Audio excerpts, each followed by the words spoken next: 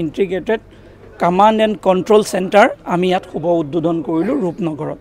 ইয়াৰ মাধ্যমেৰে আমি গুৱাহাটী মহানগৰীত আমাৰ যিমান চিটি বাছ সেৱা আছে প্ৰতিখন বাছ আণ্ডাৰ ASTC কোনখন বাছ কোনটো ৰুটত আছে, কোনখন বাছ ষ্টপেজত ৰাখিছেনে নাই ৰখা, কিমান সময় ৰাখিছে, কিমান স্পীডত গৈছে আৰু মানুহে আমাৰ ষ্টপেজসমূহত উপস্থিত থাকি তাত ডিছপ্লে জৰিয়তে তেওঁলোকে জানিব পাৰিব।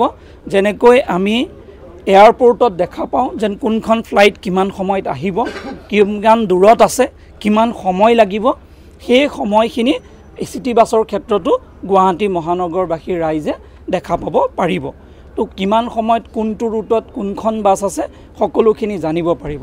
ইয়াৰ জৰিয়তে আমি যাতায়াত ব্যৱস্থাটো সুচল কৰিব বিচাৰিছোঁ আৰু আমি দুৰ্ঘটনা নাইকিয়া কৰিব বিচাৰিছোঁ।